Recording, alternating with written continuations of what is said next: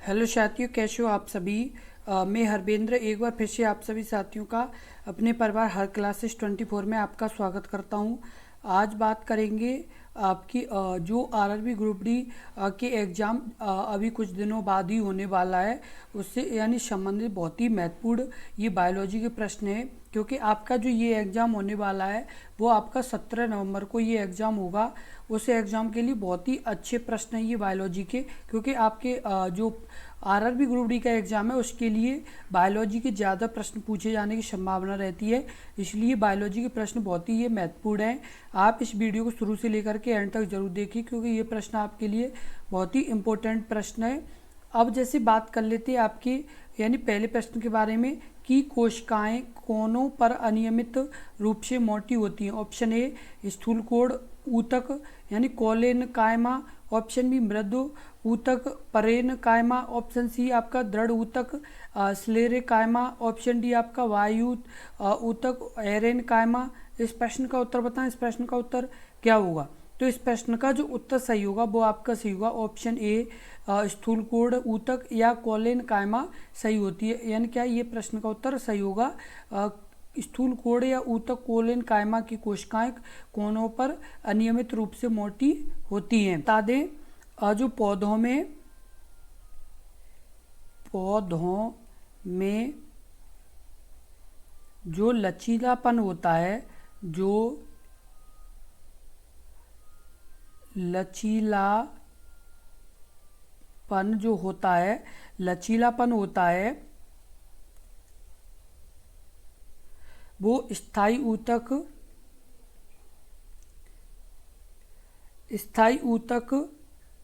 और स्थूलकोण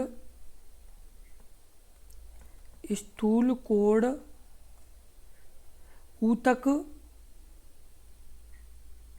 के कारण होता है। किसके कारण होता है?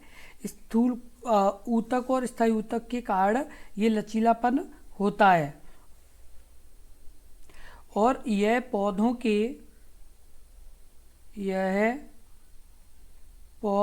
के विभिन्न भागों में बिना टूटे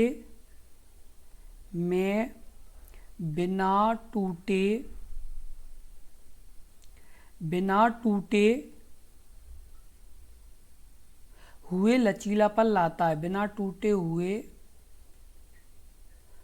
लचीलापन लाता है। अगला प्रश्न है प्रश्न नंबर 2। सीव ट्यूब और सह कोशिकाएं मुख्य रूप से के संचरण के लिए उत्तरदायी होती हैं। ऑप्शन ए मानव शरीर में भोजन, ऑप्शन बी पौधों में सूर्य के प्रकाश, ऑप्शन सी आपका पत्ते में पानी, ऑप्शन डी पौधों में भोजन। इस प्रश्न का उत्तर बताएं, इस प्रश्न का उत्तर क्या होगा। तो इस प्रश्न का जो उत्तर सही होगा वो आपका सही होगा आपका ऑप्शन आपका डी पौधों में भोजन। क्या सही होगा? पौधों में भोजन। शीव ट्यूब और सह कोशिकाएं मुख्य रूप से के संचरण के लिए उत्तरदायी हैं, तो पौधों में भोजन के लिए उत्तरदायी होती हैं। किसके लिए? पौधों भोजन के लिए उत्तरदायी होती हैं। इनके द्वारा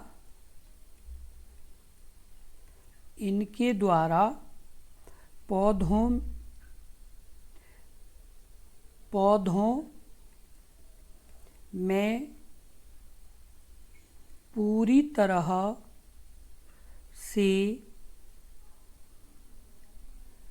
कार्बोहाइड्रेट को पहुंचाया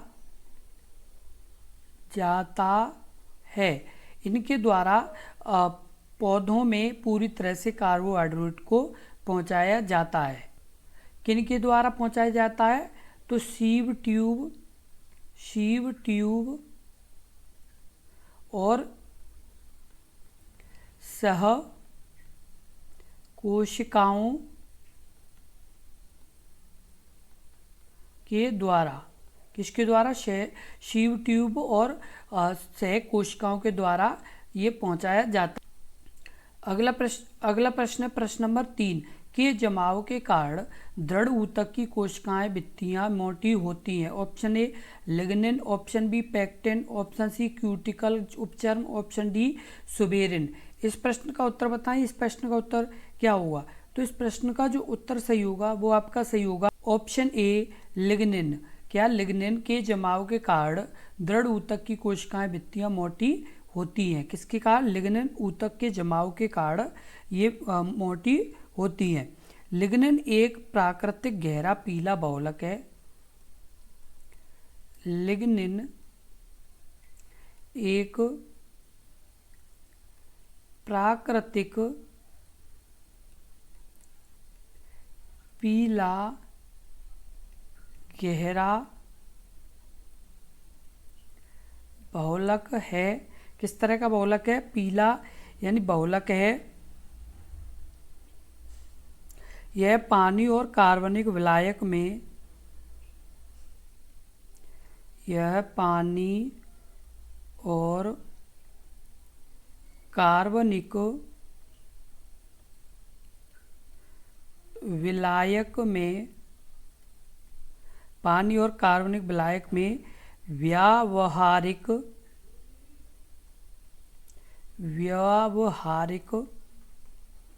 व्यावहारिक रूप से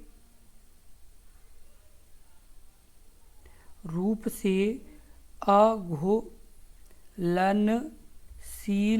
है। व्यवहारिक रूप से ये कैसा है? अघुलनशील है। इस वजह से इस गुण पौधे में जल पारगम्यता को कम करते हैं। किसको? यानी जो जल की पारगम्यता को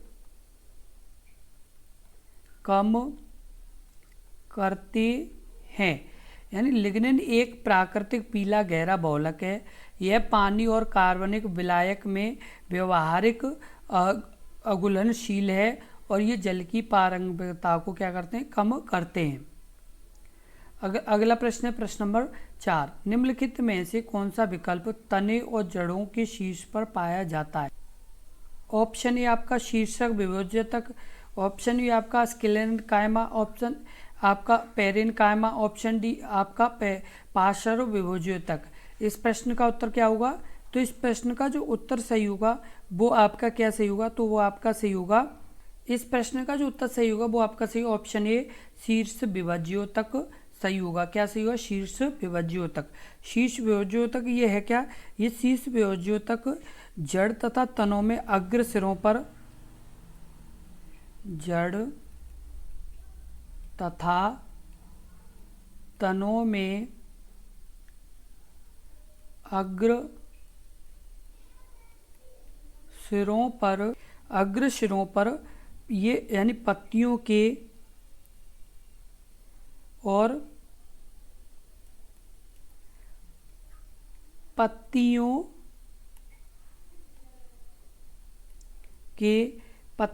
के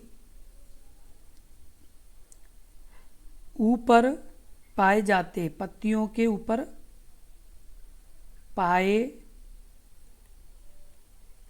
जाते हैं। इन ऊतकों के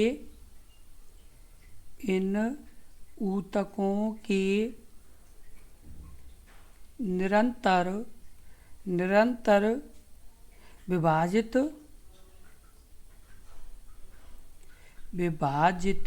होते रहने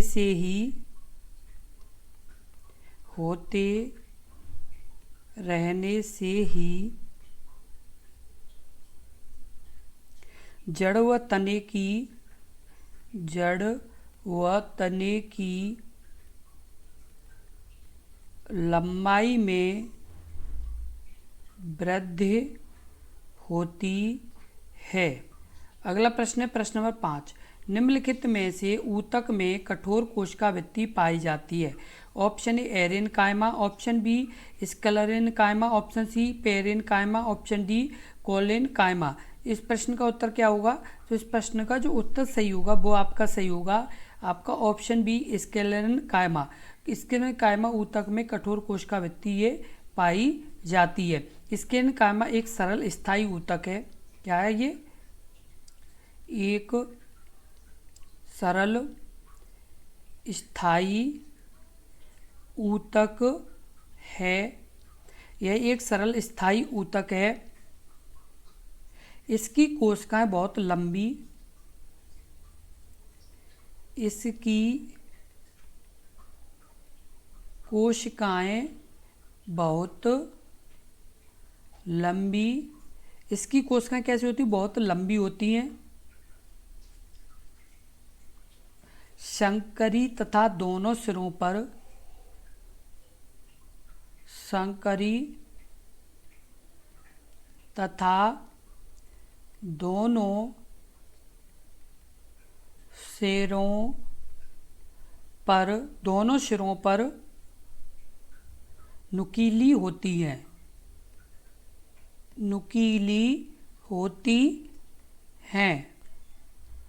स्केलेनकाइमा एक सरल स्थायी ऊतक है। इसकी जो सिराएं होती हैं वो बहुत लंबी, संकरी तथा दोनों सिरों पर नुकीली होती। अगला प्रश्न, प्रश्न नंबर 6, निम्नलिखित में से कौन सा सरल स्थायी ऊतक नहीं है? और आपने जैसे, और आप आगे वीडियो देखने से पहले यदि आपने अपने इस YouTube चैनल को सब्सक्राइब नहीं किया है तो कृपया एक बार सब्सक्राइब जरूर कर लें, क्योंकि यदि आप सब्सक्राइब कर लेंगे तो इसी तरह के बहुत ही महत्वपूर्ण प्रश्नों की लगातार वीडियो आपको मिलती रहेंगी। और साथ के साथ आपके RRB ग्रुप डी से संबंधित यदि कोई भी नोटिस आएगा तो उसका भी सबसे पहले आपको वीडियो अपने इस YouTube चैनल पर मिलेगा, इसलिए सब्सक्राइब जरूर कर लें। अब जैसे option A xylem, option B sclerenchyma, option C जीवितक, ऑप्शन डी आपका कोलेनकाइमा।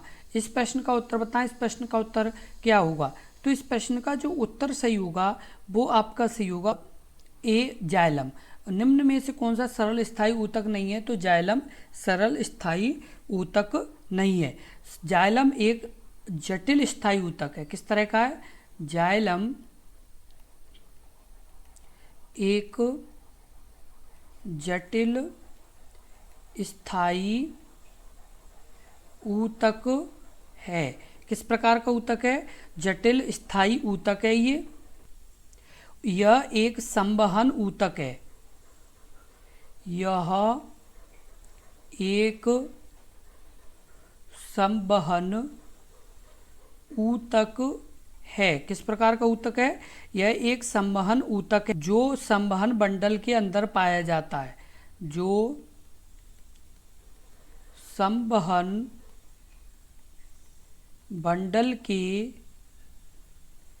अंदर पाया जाता है। कहाँ पाया जाता है? संवहन बंडल के अंदर पाया जाता है। और यह ऊतक पौधों में जल के संवहन का कार्य करता है। यह ऊतक पौधों में जल के संवहन का कार्य करता है। अगला प्रश्न है प्रश्न नंबर 7, पौधों का कौन सा हिस्सा पानी और खनिज के परिवहन को सक्षम करता है? ऑप्शन ए तना, option B xylem, option C जड़ें, ऑप्शन डी डंठल। इस प्रश्न का उत्तर बताएं। इस प्रश्न का उत्तर क्या होगा? इस प्रश्न का उत्तर कमेंट बॉक्स में लिखिए। इस प्रश्न का उत्तर क्या हुआ? तो इस प्रश्न का जो उत्तर सही होगा वो आपका सही होगा आपका ऑप्शन आपका बी जाइलम। पौधों का कौन सा हिस्सा पानी और खनिज के परिवहन को सक्षम करता है? तो जाइलम करता है। क्या करता है? जाइलम करता है। जाइलम पौधों में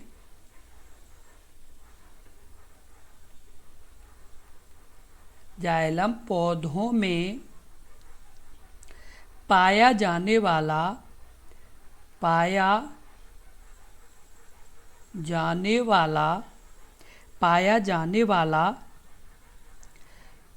एक संवहन ऊतक है। क्या है?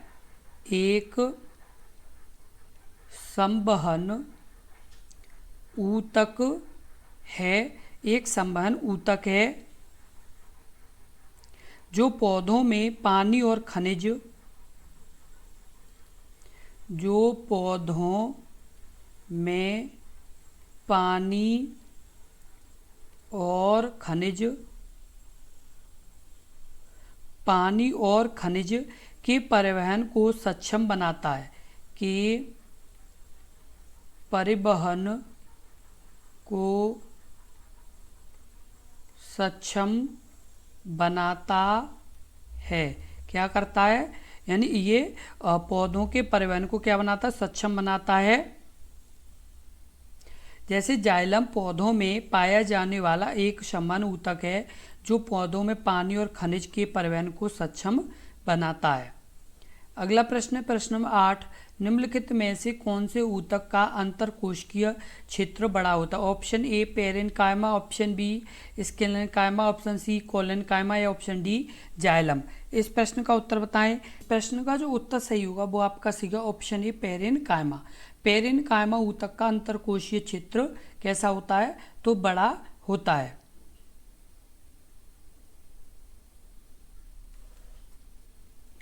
पेरेन्काइमा ऊतक में सभी कोशिकाएं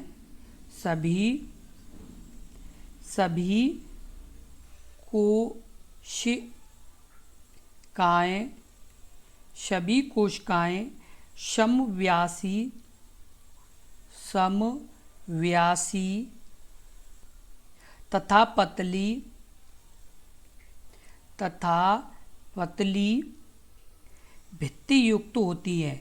भित्ति युक्त होती हैं। मृदुतक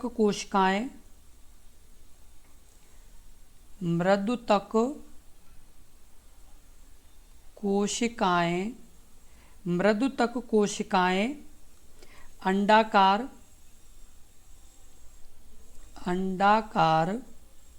गोल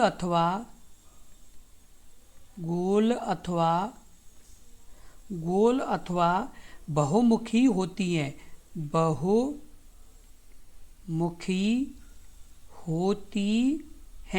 किस तरह की होती हैं? बहुमुखी ये होती हैं। सभी कोशिकाएं समव्यासी तथा पतली भित्ति युक्त होती हैं। मृदुतक कोशिकाएं अंडाकार गोल तथा बहुमुखी होती है। अगला प्रश्न है प्रश्न नंबर 9, ऊतक एकमात्र पादप ऊतक है जो कोशिका विभाजन द्वारा नई कोशिकाओं का उत्पादन करता है। ऑप्शन ए मृदुतक या पेरेन्काइमा, ऑप्शन बी स्थूलकोण ऊतक एवं आपका कोलेन्काइमा, ऑप्शन आपका सी विभाज्योतक और मेरिस्टेमेटिक या ऑप्शन डी जाइलम। इस प्रश्न का उत्तर बताएं। इस प्रश्न का उत्तर क्या होगा? इस प्रश्न का उत्तर कमेंट बॉक्स में लिखिए। इस प्रश्न का उत्तर क्या होगा? तो इस प्रश्न का जो उत्तर सही होगा वो आपका सही होगा ऑप्शन सी विभाज्योतक या मेरिस्टेमेटिक। क्या? विभाज्योतक या मेरिस्टेमेटिक ऊतक एकमात्र पादप ऊतक है जो कोशिका विभाजन द्वारा नई कोशिकाओं का उत्पादन करता है। शीर्ष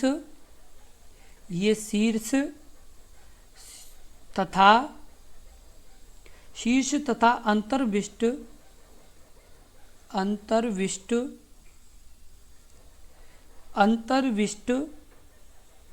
विभाज्योतक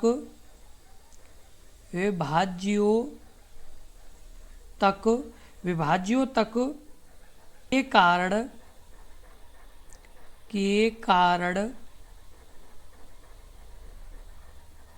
पौधे की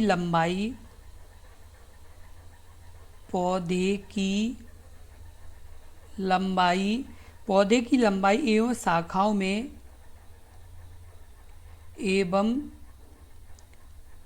शाखाओं में होता है। विभाज्योतक के कारण पौधों की लंबाई एवं शाखाओं में वृद्धि होती है। अगला प्रश्न है प्रश्न नंबर 10, पौधों के तनों में छल्लों के रूप में पाए जाने वाली आकृति जो उनकी वृद्धि में सहायक होती है, निम्न में से कौन से ऊतक पाए जाते हैं? ऑप्शन ए लेटरल मेरिस्टेमेटिक ऊतक, option B cambium, option C apical meristematic ऊतक, ऑप्शन डी वर्टिकल मेरिस्टेमेटिक ऊतक। इस प्रश्न का उत्तर बताएं। इस प्रश्न का उत्तर क्या होगा? इस प्रश्न का उत्तर कमेंट बॉक्स में लिखें। इस प्रश्न का उत्तर क्या होगा? तो इस प्रश्न का जो उत्तर होगा वो आपका सीधा ऑप्शन है, लेटरल मेरिस्टेमेटिक ऊतक पौधों के तनों में छल्लों के रूप में पाई जाने वाली आकृति जो उनकी वृद्धि में सहायक होती है, और ये लेटरल मेरिस्टेमेटिक ऊतक होते हैं। और आपको बता दें, पाश्चर्य विभाज्योतक में, पाश्चर्य विभाज्योतक में,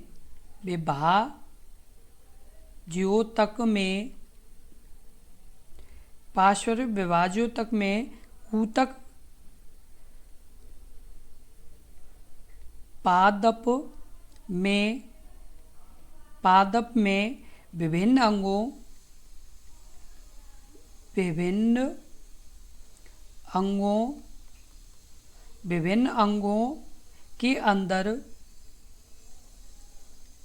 के अंदर लेटरल स्थिति में पाए जाते, लेटरल स्थिति में पाए जाते हैं। पार्श्व विभाज्योतक में ऊतक पादप के में विभिन्न अंगों के अंदर लेटरल स्थिति में ये पाए जाते हैं। इसी तरह के बहुत ही महत्वपूर्ण प्रश्नों की लगातार वीडियो देखने के लिए अपने इस YouTube चैनल को जरूर सब्सक्राइब कर लें, क्योंकि इसी तरह के बहुत ही महत्वपूर्ण प्रश्नों की लगातार आपको वीडियो मिलती रहेगी।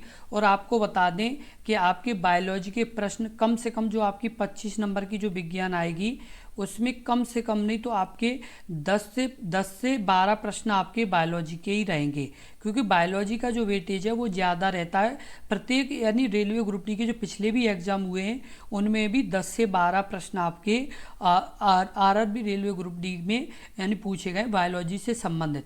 तो इसलिए बायोलॉजी के प्रश्नों को अच्छे से नहीं करें और इसी तरह के प्रश्न आते हैं, क्योंकि नॉर्मल प्रश्न क्या है, बल लाइन में प्रत्येक कोई कर लेते हैं। जब इस तरह के प्रश्न आते हैं तब उन्हें लगता है कि ये तो कहाँ से आ गए, तो ऐसे ही प्रश्न आपके आते हैं। इसलिए इन प्रश्नों को अच्छे से समझें, और कहीं भी आपको जैसे समझने में दिक्कत आई हो तो आप कमेंट बॉक्स में कमेंट करें, हम आपको और अच्छे से समझाएंगे। लेकिन आप लगातार जुड़े रहें, जब तक आपका एग्ज़ाम नहीं होता तब तक दिनों रात आप भी मेहनत करें और हम भी आपके साथ मेहनत करेंगे। बस आप सिलेक्शन लें, यही हमारा उद्देश्य है, क्योंकि हम यही चाहते हैं कि प्रत्येक नॉर्मल और मध्यम वर्ग के जितने भी अभ्यर्थी जो इस तरह की यानी वैकेंसी, जैसे रेलवे ग्रुप डी, इस तरह की जो वैकेंसी है इनमें लगातार मेहनत कर रहे हैं पिछले कई सालों से, उनकी मेहनत सफल हो और वो आगे बढ़ें, यही हमारा उद्देश्य है। तो आप दिन और रात मेहनत करिए और हम भी आपके साथ मेहनत करेंगे, तभी भी आपका ये यानी सिलेक्शन हो पाएगा। ये नहीं है केवल हम मेहनत करते रहें, आप कभी जुड़ ही नहीं रहे हैं, आप मतलब अपने इस YouTube चैनल से कभी वीडियो नहीं देख रहे हैं, ना ही आप कभी मतलब अच्छे से किताब यानी पढ़ रहे हैं, तो ये मानो कि आपका सिलेक्शन होना नामुमकिन है।